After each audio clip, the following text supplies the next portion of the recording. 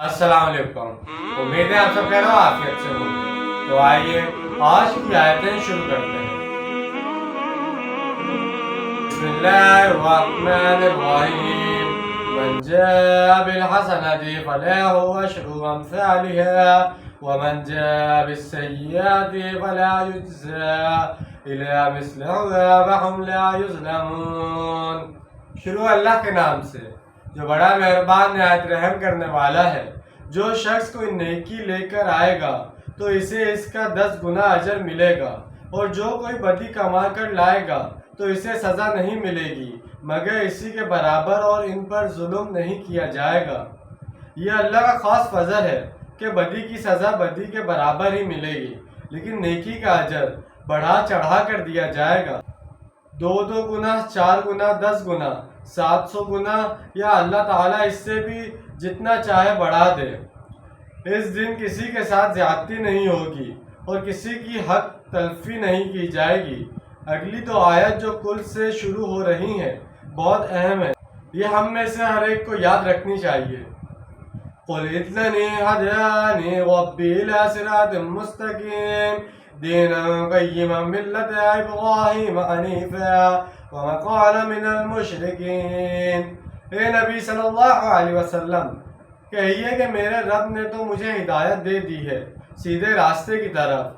वो दीन है सीधा जिसमें कोई ठेड़ नहीं, और मिल्लत है इब्राहिमी की जो यकसू था अल्लाह की तरफ, और वो मुशरिकों में से ना था।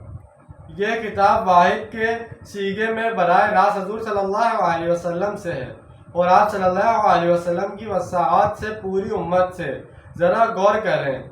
20वें रुकू पर मुश्तमिल इस सूरत में एक दफ़ा भी या अय्युहल्लज़ीना आमनू के अल्फाज के साथ अहले ईमान से खिताब नहीं किया गया।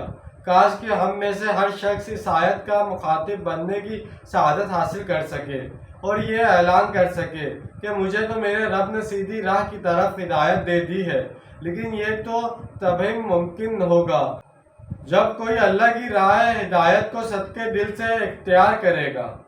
कुल इन्ना सलाती व नुसुकी व महयाया व ममाती लिल्लाहि रब्बिल आलमीन। आप सल्लल्लाहु अलैहि वसल्लम, कहिए मेरी नमाज, मेरी कुर्बानी, मेरी ज़िंदगी और मेरी मौत अल्लाह ही के लिए है जो तमाम जहानों का परवरदिगार है। यहाँ दोबारा कुल कहकर हज़ूर सल्लल्लाहु अलैहि वसल्लम को मुखातिब फरमाया गया है, और आप सल्लल्लाहु अलैहि वसल्लम ही को यह ऐलान करने के लिए कहा जा रहा है। लेकिन आप सल्लल्लाहु अलैहि वसल्लम की वसादत से हम में से हर एक को ये हुक्म पहुँच रहा है। काश हम में से हर एक ये ऐलान करने के काबिल हो सके कि मेरी नमाज, मेरी कुर्बानी, मेरा जीना और मेरा मरना अल्लाह के लिए है जो रब्बुल आलमीन है।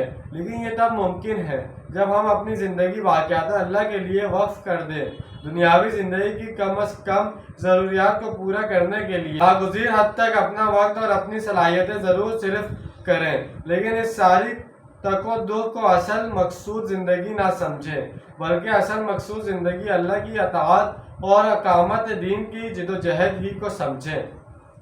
तो जैसे कि आज हमने 3 आयतों का तर्जुमा और तफसील बयान की है। उम्मीद है आपको समझ में आया होगा, पसंद आया होगा। मिलते हैं अगली वीडियो में। अपना ढेर सारा ख्याल रखिएगा, अपनों से ज़्यादा दूसरों का ख्याल रखिएगा, क्योंकि यही तो हमें दीन सिखाता है कि दूसरों का ख्याल रखना चाहिए। तो मिलते हैं अगली वीडियो में, जब तक के लिए अल्लाह हाफिज़, फ़ी अमान अल्लाह।